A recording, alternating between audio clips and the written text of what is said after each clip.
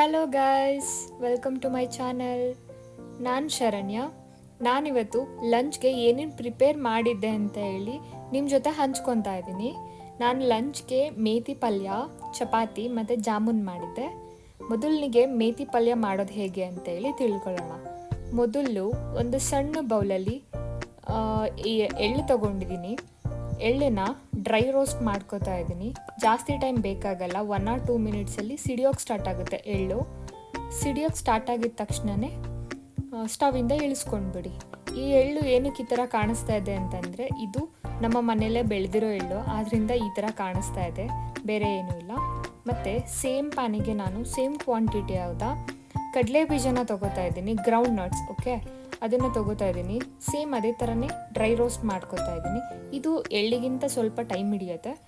ಚೆನ್ನಾಗೇ ರೋಸ್ಟ್ ಮಾಡ್ಕೊಳ್ಳಿ. ರೋಸ್ಟ್ ಮಾಡ್ಕೊಂಡಿದ್ದು ಆದಮೇಲೆ ಇದನ್ನು ನಾವು ಆರೋದಕ್ಕೆ ಬಿಡೋಣ. ಇದು ಸುಡ್ತಾ ಇದ್ದರೆ, ಬಿಸಿ ಇದ್ದಾಗ ಸಿಪ್ಪೆ ಸುಳಿಯೋಕ್ಕಾಗಲ್ಲ. ಸೊ ನಾನು ಸ್ವಲ್ಪ ಹೊತ್ತು ಬಿಟ್ಟು ಆಮೇಲೆ ಸಿಪ್ಪೆ ಸುಳ್ಕೊತೀನಿ. ಸಿಪ್ಪೆ ಯಾವುದೇ ಕಾರಣಕ್ಕೂ ಹಾಕಬೇಡಿ, ವಿಷ ಅನಿಸುತ್ತೆ ತಿನ್ನೋದಕ್ಕೆ. ಸೊ ಫುಲ್ ಸಿಪ್ಪೆನ ತೆಗೆದಿಟ್ಕೊಂಡಿದ್ದೀನಿ. ಈಗ ಒಂದು ಮಿಕ್ಸಿ ಜಾರ್ ತೊಗೊಂಡಿದ್ದೀನಿ. ಅದಕ್ಕೆ ಹುರಿದಿರೋ ಅಂಥ ಎಳ್ಳು, ಹುರಿದಿರೋ ಅಂಥ ಕಡಲೆ ಬೀಜ ಮತ್ತು ಸೇಮ್ ಕ್ವಾಂಟಿಟಿನಲ್ಲಿ ಕಡಲೆ, ಪುಟಾಣಿ ಅಂತಲೂ ಕೂಡ ಅಂತಾರೆ, ಅದನ್ನು ಹಾಕಿ ನುಣ್ಣಗೆ ರುಬ್ಕೊಳ್ಳಿ. ಓಕೆನಾ? ಸ್ವಲ್ಪನೂ ತರಿ ಎಲ್ಲ ಮಾಡ್ಕೋಬೇಡಿ, ಎಷ್ಟಾಗುತ್ತೆ ಅಷ್ಟು ಫೈನ್ ಪೇಸ್ಟ್ ಮಾಡ್ಕೊಳ್ಳಿ. ನಾನು ಈ ಮುಂಚೆನೇ 1 ಕಟ್ಟಷ್ಟು ಮೆಂತ್ಯ ಸೊಪ್ಪನ್ನ ಸಣ್ಣದಾಗಿ ಹೆಚ್ಚಿಟ್ಕೊಂಡಿದ್ದೀನಿ. ಮತ್ತು 10 ಹೆಸಲಷ್ಟು ಬೆಳ್ಳುಳ್ಳಿನ ಸಣ್ಣದಾಗಿ ಹೆಚ್ಚಿಟ್ಕೊಂಡಿದ್ದೆ. ಈಗ ಒಂದು ಪ್ಯಾನಲ್ಲಿ 2 ಟೇಬಲ್ ಸ್ಪೂನಷ್ಟು ಎಣ್ಣೆ ತೊಗೋತಾ ಇದ್ದೀನಿ. ತೊಗೊಂಡು ಎಣ್ಣೆ ಕಾದ ಮೇಲೆ ಅದಕ್ಕೆ ಬೆಳ್ಳುಳ್ಳಿ ಹಾಕಿ, ಬೆಳ್ಳುಳ್ಳಿ ಸ್ವಲ್ಪ ರೋಸ್ಟ್ ಆಗಬೇಕು. ಕಲರ್ ನಿಮಗೆ ಗೊತ್ತಾಗುತ್ತೆ. ಸ್ವಲ್ಪ ಬ್ರೌನಿಶ್ ಆಗಿ ಸೈಡಿಂದ ಬರೋದಕ್ಕೆ ಸ್ಟಾರ್ಟ್ ಆಗುತ್ತೆ. ಬೆಳ್ಳುಳ್ಳಿ ನೀಟಾಗಿ ಫ್ರೈ ಮಾಡಿ. ಹಸಿದು ಹೋಗಿಲ್ಲ ಅಂತಂದರೆ ಟೇಸ್ಟ್ ಚೆನ್ನಾಗಿರಲ್ಲ, ತಿನ್ನೋದಕ್ಕಾಗಲ್ಲ ಬೆಳ್ಳುಳ್ಳಿನ.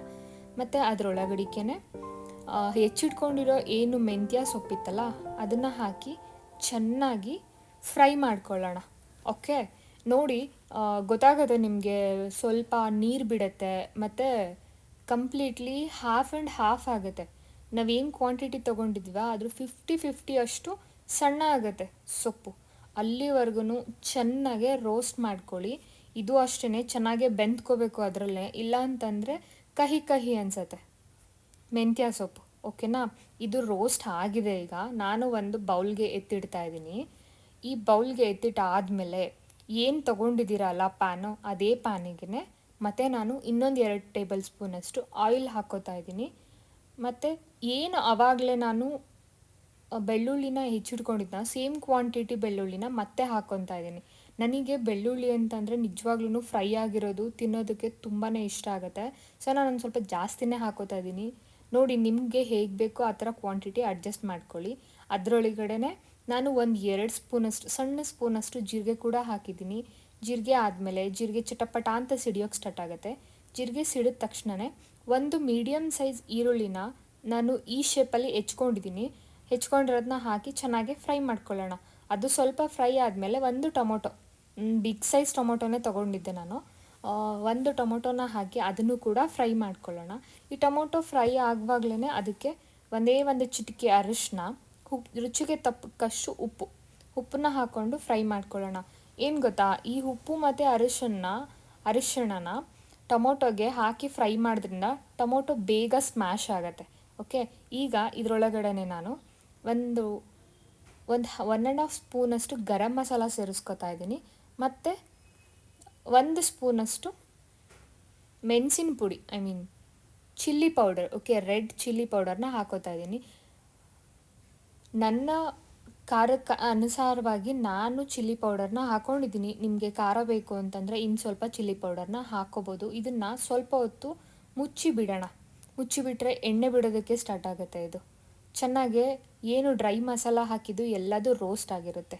ಇದು ಎಣ್ಣೆ ಬಿಟ್ಟ ಮೇಲೆ ನಾವು ಆವಾಗಲೇ ಏನು ರುಬ್ಬಿ ಮಾಡ್ಕೊಂಡಿದ್ವಿ ಅಲ್ವಾ, ಎಳ್ಳು, ಕಡಲೆ ಬೀಜ, ಕಡಲೆ, ಇದಿಷ್ಟನ್ನು ಫೈನ್ ಪೇಸ್ಟ್ ಮಾಡ್ಕೊಂಡಿದ್ವಿ ಅಲ್ಲ, ಅದನ್ನು ಹಾಕಿ ಕಲಿಸ್ಕೊಳ್ಳೋಣ.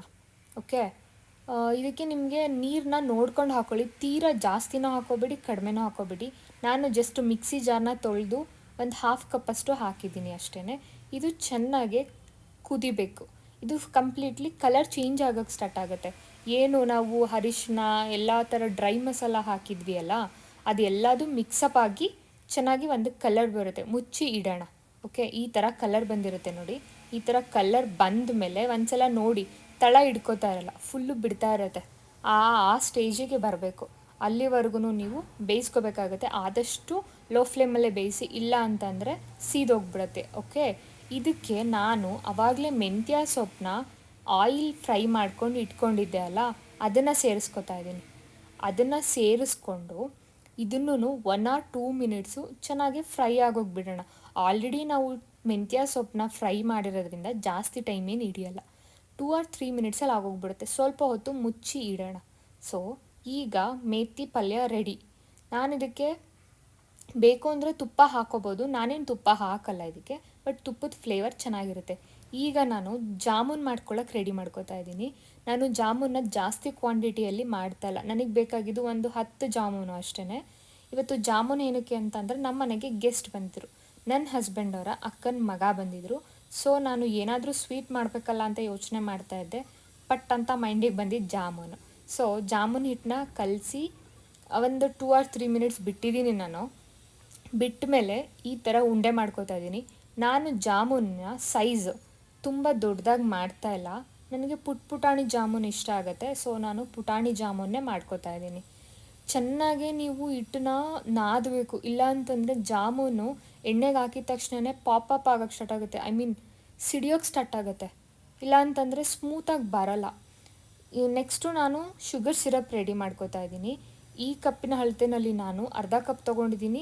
ನಾನು ಜಾಮೂನ್ ಹಿಟ್ಟನ್ನು ಇದೇ ಬೌಲ್ ಮೆಷರ್ಮೆಂಟಲ್ಲಿ ತೊಗೊಂಡಿದ್ದೆ. ಸೊ ಅದೇ ಮೆಷರ್ಮೆಂಟಲ್ಲಿ ನಾನು ಸಕ್ಕರೆ ಕೂಡ ತೊಗೊಂಡು ಅದರೊಳಗೆ ಒಂದೇ ಒಂದು ಏಲಕ್ಕಿನ ಚಚ್ಚಿ ಹಾಕ್ಕೊಂಡಿದ್ದೀನಿ ನಾನು. ಇದನ್ನು ಇಲ್ಲಿ ಯಾವ ಒಂದೆಳೆ ಪಾಕ ಅದೆಲ್ಲ ಏನೂ ಬೇಕಾಗಲ್ಲ. ಜಸ್ಟ್ ಸಕ್ಕರೆ ಕರಗೋವರೆಗೂ ಬಿಸಿ ಮಾಡ್ಕೊಳ್ಳಿ ಅಷ್ಟೇ. ಈಗ ನಾನು ಆಯಿಲ್ ಫ್ರೈ ಮಾಡ್ತಾಯಿದ್ದೀನಿ. ಜಾಮೂನ್ ಏನು ನಾನು ಉಂಡೆ ಮಾಡಿ ಇಟ್ಕೊಂಡಿದ್ನಲ್ಲ ಅದನ್ನು ಫ್ರೈ ಮಾಡ್ಕೋತಾ ಇದ್ದೀನಿ. ಈ ಫ್ರೈ ಮಾಡಿದ ಮೇಲೆ ನಾನೇನು ಮಾಡ್ತೀನಿ ಅಂತಂದರೆ, ಸಾಫ್ಟಾಗಿ ಬರಬೇಕು ಜಾಮೂನು ಅಂತ ಅಂದರೆ ಫ್ರೈ ಮಾಡಿರೋ ಜಾಮೂನು ಏನಿರುತ್ತೆ ಅಲ್ವಾ, ಅದಕ್ಕೆ ಶುಗರ್ ಸಿರಪ್ಪಿಗೆ ಹಾಕೋದಕ್ಕಿಂತ ಮುಂಚೆ ಒಂದು ಟೂತ್ ಪಿಕ್ಕಲ್ಲಿ ಒಂದೇ ಒಂದು ಏನಂತಾರೆ ಹೋಲ್ ಮಾಡಿಬಿಟ್ಟು ಶುಗರ್ ಸಿರಪ್ಪಿಗೆ ಹಾಕಿ. So that sugar syrup jamun ಇನ್ಸೈಡ್ವರೆಗೂ ಕೂಡ ಅದು ಚೆನ್ನಾಗೇ ಹೀರ್ಕೊಳ್ಳುತ್ತೆ.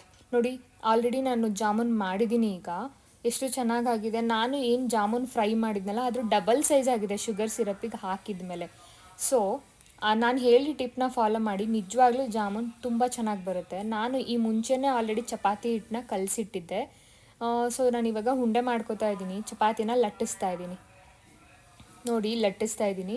ನಾನು ಹೀಗೇನೆ ಯಾವಾಗಲೂ ಒಂದೊಂದು ಲಟ್ಟಿಸ್ತಾ ನಾನು ಇಮಿಡಿಯೇಟ್ ಬೇಯಿಸ್ಕೊತೀನಿ. ಯಾಕೆ ಅಂತಂದರೆ ಫ್ರೆಶ್ ಆಗಿ ಏನು ಅರ್ದಿರೋ ಚಪಾತಿ ಇರುತ್ತೆ ಗೊತ್ತಾ, ಅದನ್ನು ಹಾಕಿದ್ರೆ ಚೆನ್ನಾಗಿ ಉಬ್ಬಿ ಬರುತ್ತೆ. ನೋಡಿ ಎಕ್ಸಾಂಪಲು ನನ್ನ ಚಪಾತಿ ಯಾವ ಥರ ಉಬ್ಬುತ್ತಾ ಇದೆ ಅಂತ ಹೇಳ್ಬಿಟ್ಟು. ನೆಕ್ಸ್ಟ್ ನೋಡಿ, ಉಬ್ಬುತ್ತೆ.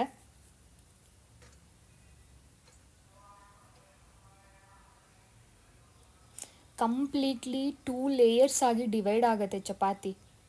ಫ್ರೆಶ್ಶು ಅಂದರೆ ಚಪಾತಿ ಅರ್ದಿದ ತಕ್ಷಣವೇ ಅದನ್ನು ಬೇಯಿಸಿದೆ. ನೋಡಿ, ಇದು ನನ್ನ ಇವತ್ತಿನ ಲಂಚ್. ಒಂದು ಚಪಾತಿ ತೊಗೊಂಡಿದ್ದೀನಿ, ಮೇಥಿ ಪಲ್ಯ, ಜಾಮೂನ್, ಕುಕುಂಬರ್ ಮತ್ತು ಸಲಾಡ್.